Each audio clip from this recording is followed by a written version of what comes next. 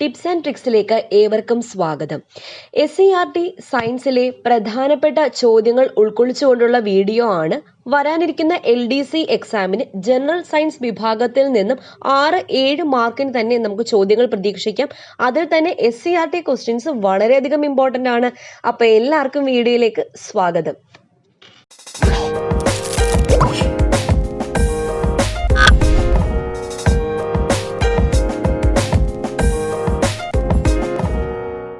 ആദ്യത്തെ ചോദ്യം, നഗ്നനേത്രം കൊണ്ട് കാണാൻ സാധിക്കാത്ത സൂക്ഷ്മജീവികളെ കാണാൻ ഉപയോഗിക്കുന്ന ഉപകരണം.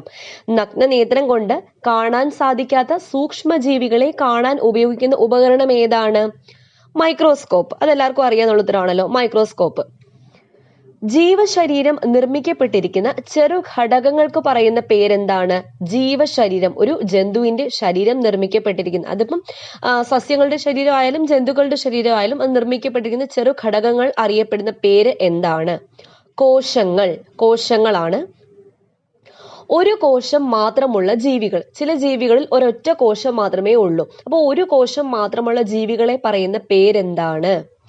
ഏകകോശ ജീവികൾ. ഏകകോശ ജീവികൾ. ഉദാഹരണം, ഏകകോശ ജീവികൾക്ക് ഉദാഹരണം ഏതൊക്കെയാണ്?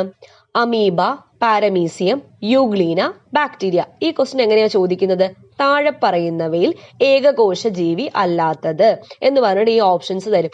അമീബ, പാരമീസിയം, യൂഗ്ലീന, അതിന്റെ കൂടെ മറ്റൊരു ബഹുകോശ ജീവിയുടെ ഓപ്ഷൻ കൂടെ തരും. അപ്പം ആന. അപ്പം താഴെ പറയുന്നവയിൽ ഏകകോശ ജീവി അല്ലാത്തത് ഏതാണ്? ആനയാണ്. അപ്പോൾ ഏകകോശ ജീവികൾ നമ്മൾ ടെക്സ്റ്റ് ബുക്കിൽ പറഞ്ഞേക്കുന്ന ഈ 4 ജീവികളുടെ പേരാണ്. ഏതൊക്കെയാണ്? Amoeba, paramecium, euglena, bacteria. ശരീരത്തിൽ ഒന്നിലധികം കോശങ്ങളുള്ള ജീവികളെ വിളിക്കുന്ന പേരെന്താണ്? ബഹുകോശ ജീവികൾ. ബഹുകോശ ജീവികൾക്ക് ഉദാഹരണം സസ്യങ്ങളും ജന്തുക്കളുമാണ്. അപ്പൊ ഈ സ്ലൈഡ് എല്ലാവർക്കും മനസ്സിലായല്ലോ. ഞാൻ ഒന്നുകൂടെ ഒന്ന് റിപ്പീറ്റ് ചെയ്യാം. നഗ്നനേത്രം കൊണ്ട് കാണാൻ സാധിക്കാത്ത സൂക്ഷ്മജീവികളെ കാണാൻ ഉപയോഗിക്കുന്ന ഉപകരണം ഏതാണ്? മൈക്രോസ്കോപ്പ് ആണ്. ജീവശരീരം നിർമ്മിക്കപ്പെട്ടിരിക്കുന്ന ചെറു ഘടകങ്ങൾ അറിയപ്പെടുന്നത് കോശങ്ങൾ എന്നാണ്. ഒരു കോശം മാത്രമുള്ള ജീവികളെ പറയുന്ന പേര് ഏകകോശ ജീവികൾ എന്നും. അതിന്റെ ഉദാഹരണം അമീബ, പാരമീസിയം, യൂഗ്ലീന. ശരീരത്തിൽ ഒന്നിലധികം കോശങ്ങളുള്ള ജീവികളെ പറയുന്ന പേര് ബഹുകോശ ജീവികൾ എന്നുമാണ്. ഓക്കെ, അടുത്ത സ്ലൈഡിലേക്ക് പോകാം. ബഹുകോശ ജീവികൾ എന്താണെന്ന് പറഞ്ഞു. ഒന്നിലധികം കോശങ്ങളുള്ള ജീവികളാണ്. അതിന് ഉദാഹരണങ്ങൾ ഏതൊക്കെയാണ്? ജന്തുക്കളും സസ്യങ്ങളും. ജന്തുക്കളും സസ്യങ്ങളുമാണ് ബഹുകോശ ജീവികൾക്ക് ഉദാഹരണങ്ങൾ. അടുത്ത ചോദ്യം, കോശത്തിന്റെ കേന്ദ്രം. കോശത്തിന്റെ കേന്ദ്രത്തിനെ വിളിക്കുന്ന പേര് എന്താണ്? മർമ്മം. കോശത്തിന്റെ കേന്ദ്രത്തിനെ വിളിക്കുന്ന പേരെന്താണ്? മർമ്മം എന്നതാണ്. കോശത്തിന്റെ ആവരണം അറിയപ്പെടുന്നത്. കോശത്തിന്റെ ആവരണം അറിയപ്പെടുന്ന പേരാണ് കോശസ്തരം അഥവാ സെൽ മെംബ്രെയിൻ. കോശത്തിന്റെ ആവരണം അറിയപ്പെടുന്ന പേര് കോശസ്തരം. കോശത്തിന് അകത്ത് നിറഞ്ഞിരിക്കുന്ന ദ്രവപദാർത്ഥം അറിയപ്പെടുന്ന പേര്. കോശത്തിനകത്ത് നിറഞ്ഞിരിക്കുന്ന ദ്രവപദാർത്ഥം അറിയപ്പെടുന്ന പേരാണ് കോശദ്രവ്യം. കോശദ്രവ്യം. സൈറ്റോപ്ലാസം. സസ്യകോശങ്ങളിൽ കാണപ്പെടുന്നതും എന്നാൽ ജന്തുകോശങ്ങളിൽ കാണപ്പെടാത്തതുമായ ഭാഗങ്ങൾ ഏതൊക്കെയാണ്? ഹരിതകം, കോശഭിത്തി. അപ്പൊ ഈ സ്ലൈഡ് ഒന്നുകൂടെ റിപ്പീറ്റ് ചെയ്യാം. ബഹുകോശ ജീവികൾക്ക് ഉദാഹരണങ്ങൾ ജന്തുക്കൾ, സസ്യങ്ങൾ. കോശത്തിന്റെ കേന്ദ്രം മർമ്മം. കോശത്തിന്റെ ആവരണം അറിയപ്പെടുന്നത് കോശസ്തരം. കോശത്തിനകത്ത് നിറഞ്ഞിരിക്കുന്ന ദ്രവ്യ പദാർത്ഥം അറിയപ്പെടുന്നത് കോശദ്രവ്യം. സസ്യകോശങ്ങളിൽ കാണുന്നതും എന്നാൽ ജന്തുകോശങ്ങളിൽ കാണപ്പെടാത്തതുമായ ഭാഗങ്ങൾ ഹരിതകം, കോശഭിത്തി. അടുത്ത ചോദ്യം, പൂവിലെ ആൺലിംഗ അവയവം അറിയപ്പെടുന്ന പേര് എന്താണ്? കേസരപുടം. പൂവിലെ ആൺലിംഗ അവയവം അറിയപ്പെടുന്ന പേരെന്താണ്? കേസരപുടം. പൂവിലെ പെൺലിംഗ അവയവം അറിയപ്പെടുന്ന പേരെന്താണ്? ജനിപുടം. അപ്പൊ പൂവിലെ ആൺലിംഗ അവയവം അറിയപ്പെടുന്ന പേര് കേസരപുടം. പൂവിലെ പെൺലിംഗ അവയവം അറിയപ്പെടുന്ന പേര് ജനിപുടം. ജീവിവർഗം അവയുടെ തുടർച്ച നിലനിർത്തുന്നതിനു വേണ്ടി പുതിയ തലമുറയെ ഉൽപ്പാദിപ്പിക്കുന്ന പ്രക്രിയയ്ക്ക് പറയുന്ന പേരെന്താണ്? ഉത്തരം പ്രത്യുൽപാദനം. അപ്പൊ ജീവിവർഗം അവയുടെ തുടർച്ച നിലനിർത്തുന്നതിന് വേണ്ടി പുതിയ തലമുറയെ ഉൽപ്പാദിപ്പിക്കുന്ന പ്രക്രിയ എന്താണ്? പ്രത്യുൽപാദനം. സസ്യങ്ങളിലെ പ്രത്യുൽപാദന ധർമ്മം നിർവഹിക്കുന്നത് ആരാണ്? സസ്യങ്ങളിലെ പ്രത്യുൽപാദന ധർമ്മം നിർവഹിക്കുന്നത് പൂക്കളാണ്. പൂക്കൾ. പൂവിലെ പൂമ്പൊടി അറിയപ്പെടുന്ന മറ്റൊരു പേര്. ഇപ്പൊ പൂവിലെ പൂമ്പൊടി എല്ലാവരും കണ്ടിട്ടുണ്ടായിരിക്കുമല്ലോ. ചെമ്പരത്തി പൂലൊക്കെ നന്നായിട്ട് കാണാൻ പറ്റും. പൂവിലെ പൂമ്പൊടി അറിയപ്പെടുന്ന മറ്റൊരു പേരാണ് പരാഗരേണുക്കൾ. പരാഗരേണുക്കൾ. ഒരേ പൂവിൽ കേസരപുടവും ജനിപുടവും. കേസരപുടം എന്താണ്? ആൺലിംഗ അവയവം. ജനിപുടം എന്താണ്? പെൺലിംഗ അവയവം. ഇത് ഒരേ പൂവിൽ തന്നെ കാണുന്നത് അങ്ങനത്തെ പുഷ്പങ്ങളെ പറയുന്ന പേരാണ് ദ്വിലിംഗ പുഷ്പങ്ങൾ. അപ്പൊ ഈ സ്ലൈഡ് ഒന്നുകൂടെ റിപ്പീറ്റ് ചെയ്യാം. പൂവിലെ ആൺലിംഗ അവയവം കേസരപുടം, പൂവിലെ പെൺലിംഗ അവയവം ജനിപുടം. ജീവിവർഗം അവയുടെ തുടർച്ച നിലനിർത്തുന്നതിന് വേണ്ടി പുതിയ തലമുറയെ ഉൽപ്പാദിപ്പിക്കുന്ന പ്രക്രിയ പ്രത്യുൽപാദനം. സസ്യങ്ങളിലെ പ്രത്യുൽപാദന ധർമ്മം നിർവഹിക്കുന്നത് പൂക്കൾ. പൂവിലെ പൂമ്പൊടി അറിയപ്പെടുന്ന മറ്റൊരു പേര് പരാഗരേണുക്കൾ. ഒരേ പൂവിൽ കേസരപുടവും ജനിപുടവും കാണുന്നത് ഒരേ പൂവിൽ രണ്ടും. അപ്പൊ ദ്വിലിംഗ പുഷ്പം. അടുത്ത സ്ലൈഡിലോട്ട് പോവാം. കേസരപുടം ജനിപുടം വേറെ പൂക്കളിൽ കാണുന്നത്, അതായത് വേറെ വേറെ പൂക്കൾ. ഒരു പൂ എടുത്തു കഴിഞ്ഞാൽ അതിനകത്ത് കേസരപുടം അതായത് ആൺലിംഗ അവയവം മാത്രമേ കാണത്തുള്ളൂ. വേറൊരു പൂ എടുത്തു കഴിഞ്ഞാൽ അതിനകത്ത് ജനിപുടം അഥവാ പെൺലിംഗ അവയവം മാത്രമേ കാണത്തുള്ളൂ. അത്തരത്തിലുള്ള പൂക്കളെ പറയുന്ന പേരാണ് ഏകലിംഗം. എന്ന് വെച്ചാൽ ഒരു ലിംഗം മാത്രമാണ്. ഒരു പൂ എടുത്താൽ അതിൽ ഒരു ലിംഗം മാത്രം. ഏകലിംഗ പുഷ്പം.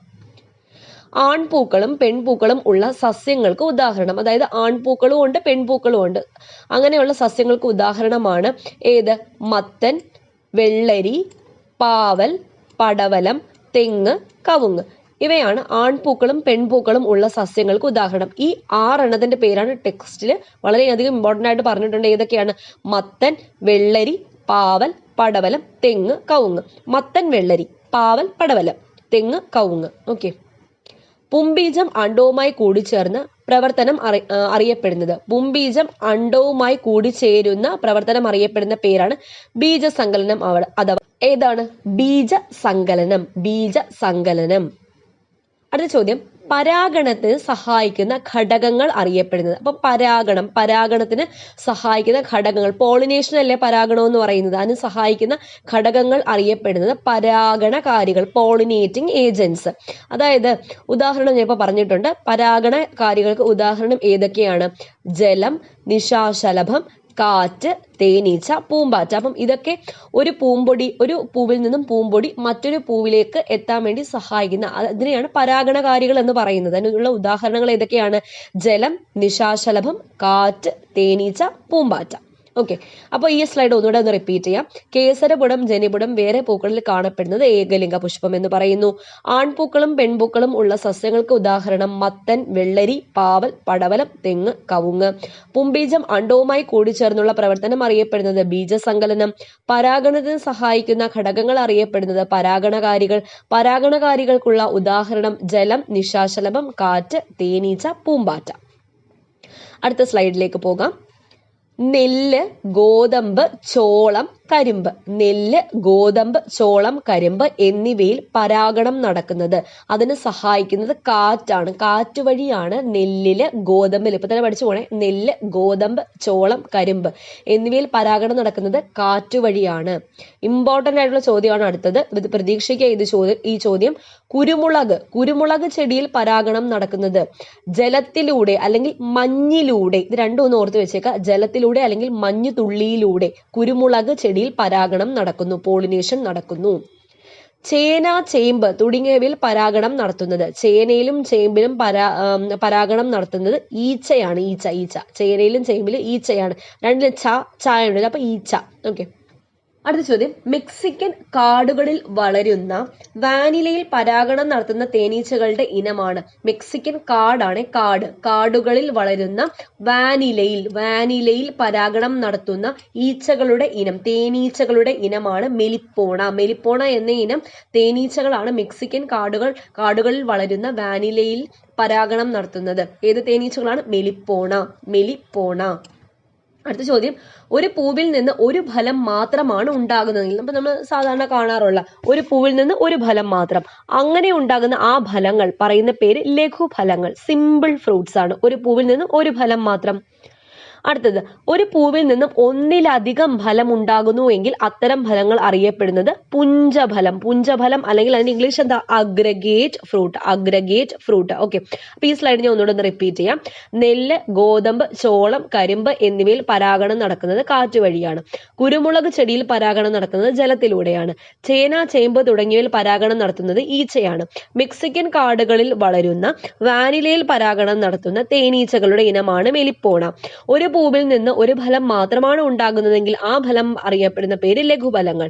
ഒരു പൂവിൽ നിന്നും ഒന്നിലധികം ഫലങ്ങൾ ഉണ്ടാകുന്നുവെങ്കിൽ അത്തരം ഫലങ്ങൾ അറിയപ്പെടുന്നത് പുഞ്ചഫലം. ഓക്കെ, ഈ സ്ലൈഡ് ക്ലിയർ ആയി എന്ന് വിശ്വസിക്കുന്നു. അടുത്ത സ്ലൈഡിലേക്ക് പോകാം.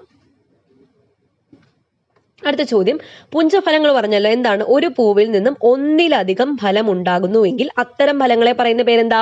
പുഞ്ചഫലം. പുഞ്ചഫലത്തിന് ഉദാഹരണങ്ങൾ എന്തൊക്കെയാണ്? സീതപ്പഴം, ബ്ലാക്ക്ബെറി, അരണമരക്കായ. ഈ അരണമരക്കായ ഒന്ന് പ്രത്യേകം നോട്ട് ചെയ്ത് പഠിക്കുക. കാരണം സീതപ്പഴവും ബ്ലാക്ക്ബെറി എല്ലാം നമ്മൾ കോമൺ ആയിട്ട് കേട്ടിട്ടുള്ളതാണ്.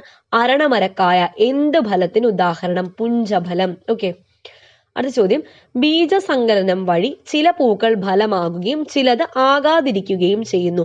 ഇവയെല്ലാം ഒരു പൊതു ആഭരണത്തിനുള്ളിൽ ക്രമീകരിക്കപ്പെട്ട ഒരു ഫലം പോലെ ആവുകയും ചെയ്യുന്ന അവസ്ഥ.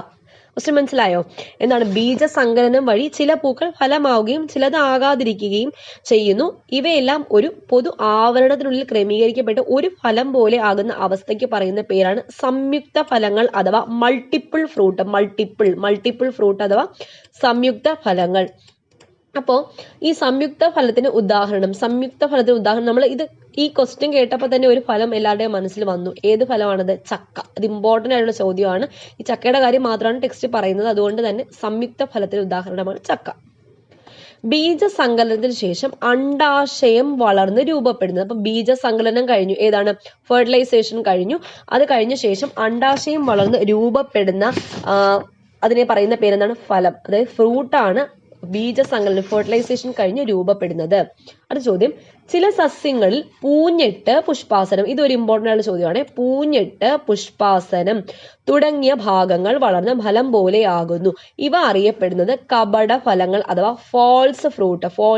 പൂഞ്ഞെട്ട് സാധാരണ പൂവാണ് എന്തായിട്ട് മാറുന്നത്? ഫലമായിട്ട് മാറുന്നത്. അപ്പോൾ ചില സസ്യങ്ങളിൽ പൂഞ്ഞെട്ട് അതുപോലെ പുഷ്പാസനം. എന്താണ് പൂഞ്ഞെട്ട്, പുഷ്പാസനം?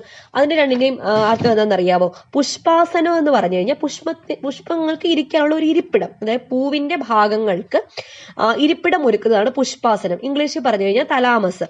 ഇനി പൂഞ്ഞെട്ട് എന്ന് പറഞ്ഞാൽ എന്താണ്? പൂവിനെ ചെടിയുമായി ബന്ധിപ്പിച്ച് നിർത്തുന്ന പെഡിസൽ എന്നാണ് ഇംഗ്ലീഷിൽ പറയുന്നത്. പെഡിസൽ, പൂവിനെ ചെടിയുമായി ബന്ധിപ്പിച്ച് നിർത്തുന്നത് പൂഞ്ഞെട്ടാണ്. അപ്പൊ ചില സസ്യങ്ങളിൽ ഈ പൂഞ്ഞെട്ടും പുഷ്പാസനവും വളർന്ന് എന്തായിട്ട് മാറുന്നു? ഫലമായിട്ട് മാറുന്നു. അപ്പൊ അങ്ങനെ അതിനെ പറയുന്ന പേര് കപടഫലങ്ങൾ എന്നതാണ്. കപടഫലങ്ങൾക്ക് ഉദാഹരണങ്ങൾ ഇമ്പോർട്ടന്റ് ആയിട്ടുള്ള ഇത് കശുമാങ്ങ, ആപ്പിൾ. ഇമ്പോർട്ടന്റ് ആയിട്ടുള്ള ചോദ്യമാണ്. കപടഫലങ്ങൾക്ക് ഉദാഹരണം കശുമാങ്ങ, ആപ്പിൾ. ഓക്കെ, ഈ സ്ലൈഡ് ഞാൻ ഒന്നുകൂടെ റിപ്പീറ്റ് ചെയ്യാം. പുഞ്ചഫലത്തിന് ഉദാഹരണം ഏതൊക്കെയാണ്? സീതപ്പഴം, ബ്ലാക്ക്ബെറി, അരണമരക്കായ വളരെയധികം ഇമ്പോർട്ടന്റ് ആണ്. പിന്നെ എന്താണ് സംയുക്ത ഫലങ്ങൾ? അതായത് ബീജസങ്കലനം വഴി ചില പൂക്കൾ ഫലമാവുകയും ചിലത് ആകാതിരിക്കുകയും ഇവയെല്ലാം ഒരു പൊതു ആവരണത്തിനുള്ളിൽ ക്രമീകരിക്കപ്പെട്ട് ഒരു ഫലം പോലെ ആവുകയും ചെയ്യുന്ന അവസ്ഥയാണ് സംയുക്ത ഫലങ്ങൾ. സംയുക്ത ഫലത്തിന്റെ ഉദാഹരണം ഏതാണ്? ചക്ക. ബീജസങ്കലനത്തിന് ശേഷം അണ്ഡാശയം എന്തായിട്ട് മാറുന്നു? ഫലമായിട്ട് മാറുന്നു. ചില സസ്യങ്ങളിൽ പൂഞ്ഞെട്ട്, പുഷ്പാസനം തുടങ്ങിയ ഭാഗങ്ങൾ വളർന്ന ഫലം പോലെയാകുന്നു. അവ അറിയപ്പെടുന്ന കപടഫലങ്ങൾ. കപടഫലങ്ങൾക്ക് ഉദാഹരണം കശുമാങ്ങ, ആപ്പിൾ. അടുത്ത സ്ലൈഡിലോട്ട് പോകാം.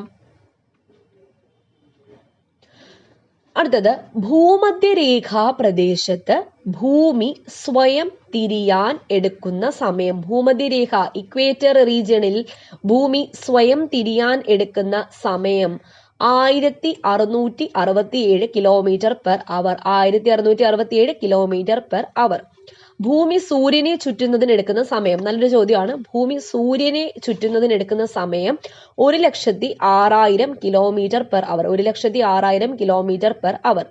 ഒരു വസ്തുവിന്റെ നേർരേഖ, അതായത് നേർരേഖയിലൂടെയുള്ള ചലനത്തിന് പറയുന്ന പേരെന്താണ്? നേർരേഖാ ചലനം. ഒരു വസ്തു നേർരേഖ, അതായത് വണ്ടി നമ്മളിപ്പം നേരെ ഓടിച്ചു പോകുന്നത് എന്താണ്? നേർരേഖാ ചലനമാണ്. ഒരു മാമ്പഴം നേരെ ഞെട്ടറ്റ് താഴോട്ടല്ലേ വീഴുന്നത്, അത് ഞാൻ എന്താ പറയുന്നത്? നേർരേഖാ ചലനം എന്നാണ് പറയുന്നത്. പിന്നെ ലിഫ്റ്റ് താഴോട്ടും മുകളിലോട്ടും ഒരു ലൈനിൽ കൂടെയല്ലേ പോകുന്നത്, അപ്പൊ അതിനെ പറയുന്ന പേര് നേർരേഖാ ചലനം. അപ്പൊ നേർരേഖാ ചലനത്തിനുള്ള ഉദാഹരണങ്ങൾ ഏതൊക്കെയാണ്? മാമ്പഴം ഞെട്ടറ്റ് വീഴുന്നു, ലിഫ്റ്റ് ഉയരുന്നു. ഇവയൊക്കെ എന്താണ്? നേർരേഖാ ചലനങ്ങളാണ്. അടുത്തത് സ്വന്തം അക്ഷം. അക്ഷം എന്ന് വെച്ചാൽ എന്താണ്? ആക്സിസ്. സ്വന്തം ആക്സിസ് അടിസ്ഥാനമാക്കിയുള്ള ചലനം, ഭ്രമണം. ഭൂമിയുടെ ഭ്രമണം ഉണ്ടല്ലോ, അപ്പൊ സ്വന്തം അക്ഷം അടിസ്ഥാനമാക്കിയുള്ള ചലനമാണ് ഏത്? ഭ്രമണം. ഓക്കെ, അപ്പൊ ഈ സ്ലൈഡ് ഞാൻ ഒന്നുകൂടെ റിപ്പീറ്റ് ചെയ്യാം. എന്തായാലും ഭൂമധ്യരേഖാ പ്രദേശത്ത് ഭൂമി സ്വയം തിരിയാൻ എടുക്കുന്ന സമയം 1667 km/h. ഭൂമി സൂര്യനെ ചുറ്റുന്നതിന് എടുക്കുന്ന സമയം 1,06,000 km/h. ഒരു വസ്തുവിന്റെ നേർരേഖയിലുള്ള ചലനം, നേർരേഖാചലനത്തിന് ഉദാഹരണം മാമ്പഴം ഞെട്ടറ്റു വീഴുന്നു, ലിഫ്റ്റ് ഉയരുന്നു. സ്വന്തം അക്ഷം അടിസ്ഥാനമാക്കിയുള്ള ചലനം അറിയപ്പെടുന്നത് ഭ്രമണം. ഓക്കെ, ക്ലിയർ ആണല്ലോ. ഇനി അടുത്ത സ്ലൈഡിലോട്ട് പോവാം. അടുത്ത ചോദ്യം, ഭ്രമണത്തിന് ഉദാഹരണം. അപ്പം ഭ്രമണത്തിന്റെ ഉദാഹരണം ഏതൊക്കെയാണ്? ഉത്തരം, വാഹനങ്ങളുടെ ചക്രം കറങ്ങുന്നത്, പമ്പരം കറങ്ങുന്നത്, ഫാനിന്റെ കറക്കം, ഷാർപ്പനർ ഉപയോഗിച്ച് പെൻസിൽ കുറിപ്പിക്കുന്നത്. അപ്പൊ ഭ്രമണത്തിന്റെ ഉദാഹരണം ടെക്സ്റ്റിൽ പറഞ്ഞേക്കുന്ന 4 ഉദാഹരണങ്ങളാണ്. ഫോട്ടോ അടക്കം കൊടുത്തിട്ടുണ്ട്. ഇത് 6ാം ക്ലാസ്സിലെ ടെക്സ്റ്റ് ബുക്ക് ആണ്. 6ാം ക്ലാസ്സിലെ ടെക്സ്റ്റ് ബുക്കിലെ ചോദ്യങ്ങളാണ് ഞാൻ ഉൾപ്പെടുത്തിയിരിക്കുന്നത്.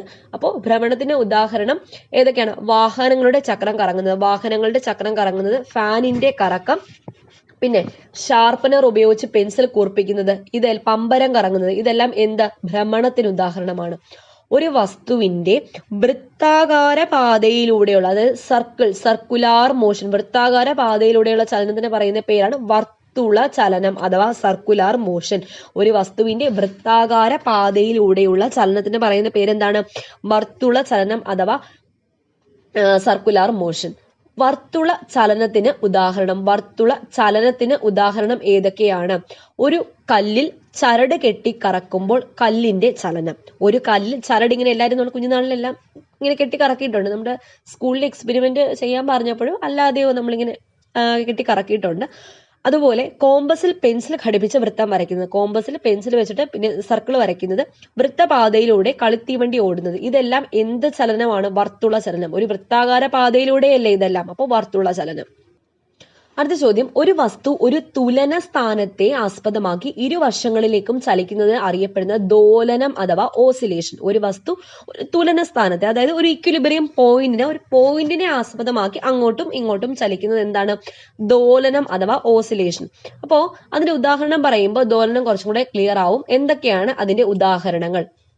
ക്ലോക്കിലെ പെൻഡുലത്തിന്റെ ചലനം, ഊഞ്ഞാലിന്റെ ചലനം, തൂക്കിയിട്ട തൂക്കുവിളക്കിന്റെ ചലനം, വാഹനത്തിന്റെ വൈപ്പറിന്റെ ചലനം. അപ്പൊ ഏതൊക്കെയാണ് ഉദാഹരണങ്ങൾ? ക്ലോക്കിലെ പെൻഡുലത്തിന്റെ ചലനം, ഊഞ്ഞാലിന്റെ ചലനം, തൂക്കിയിട്ട തൂക്കുവിളക്കിന്റെ ചലനം, വാഹനത്തിന്റെ വൈപ്പറിന്റെ ചലനം. ദ്രുതഗതിയിലുള്ള ദോലനങ്ങൾ, അതായത് പെട്ടെന്നുള്ള ദോലനങ്ങളെ അറിയപ്പെടുന്ന പേരാണ് കമ്പനം അഥവാ വൈബ്രേഷൻ. അപ്പോൾ പെട്ടെന്നുള്ള ദ്രുതഗതിയിലുള്ള ദോലനങ്ങളെ അറിയപ്പെടുന്ന പേരെന്താണ്? വൈബ്രേഷൻ അഥവാ കമ്പനങ്ങൾ എന്നാണ് അറിയപ്പെടുന്നത്. അടുത്ത ചോദ്യം, ധാന്യങ്ങളിൽ അടങ്ങിയിരിക്കുന്ന മൂലകങ്ങൾ. അപ്പൊ നമ്മൾ അടുത്ത ചാപ്റ്ററിലേക്ക് കടക്കുവാണ്. ധാന്യകങ്ങളിൽ അടങ്ങിയിരിക്കുന്ന മൂലകങ്ങൾ. ധാന്യകമാണ് കാർബോഹൈഡ്രേറ്റ്. അപ്പൊ കാർബോഹൈഡ്രേറ്റ് എടുത്തു കഴിഞ്ഞാൽ എന്തൊക്കെയുണ്ട്? Carbon, hydrogen, oxygen. ഇത്രയാണ് ധാന്യകങ്ങളിൽ അടങ്ങിയിരിക്കുന്നത്. അപ്പോൾ എന്തിനു വേണ്ടിയിട്ടാണ് ധാന്യകങ്ങൾ? ശരീരപ്രവർത്തനങ്ങൾക്ക് ആവശ്യമായ ഊർജം നൽകുക, എനർജി നൽകുക. ഏതാണ്? ധാന്യകം അഥവാ കാർബോഹൈഡ്രേറ്റ്. അപ്പോൾ ധാന്യകം അഥവാ കാർബോഹൈഡ്രേറ്റ് ആണ് ഊർജം നൽകുന്നത്. അപ്പൊ ഈ സ്ലൈഡ് ഞാൻ ഒന്നുകൂടെ റിപ്പീറ്റ് ചെയ്യാം. ദോലനങ്ങൾക്ക് ഉദാഹരണം ഏതൊക്കെയാ? ക്ലോക്കിലെ പെൻഡുലത്തിന്റെ ചലനം, ഊഞ്ഞാലിന്റെ ചലനം, തൂക്കിയിട്ട തൂക്കുവിളക്കിന്റെ ചലനം, വാഹനത്തിന്റെ വൈപ്പറിന്റെ ചലനം. ദ്രുതഗതിയിലുള്ള ദോലനങ്ങളെ അറിയപ്പെടുന്ന പേരെന്താണ്? കമ്പനം അഥവാ വൈബ്രേഷൻ എന്നാണ്. ധാന്യകങ്ങളിൽ അടങ്ങിയിരിക്കുന്ന മൂലകങ്ങൾ കാർബൺ, ഹൈഡ്രജൻ, ഓക്സിജൻ. ശരീരപ്രവർത്തനങ്ങൾക്ക് ആവശ്യമായ ഊർജം നൽകുക എന്ന ധർമ്മം നിർവഹിക്കുന്ന ആരാണ്? ധാന്യകമാണ്. അപ്പൊ ഫ്രണ്ട്സ്, ഇത്രയും ചോദ്യങ്ങൾ നിങ്ങൾക്ക് മനസ്സിലായി എന്ന് വിശ്വസിക്കുന്നു. അപ്പൊ തുടർന്നുള്ള ഇതുപോലെ ക്വസ്റ്റ്യൻ ആൻസർ രൂപത്തിൽ ഞാൻ വീണ്ടും ക്വസ്റ്റ്യൻസ് കൊണ്ടുവരുന്നതാണ്. അപ്പോൾ ഈ ക്വസ്റ്റ്യൻസ് നന്നായിട്ട് പഠിക്കുക. വീണ്ടും കാണാം. താങ്ക്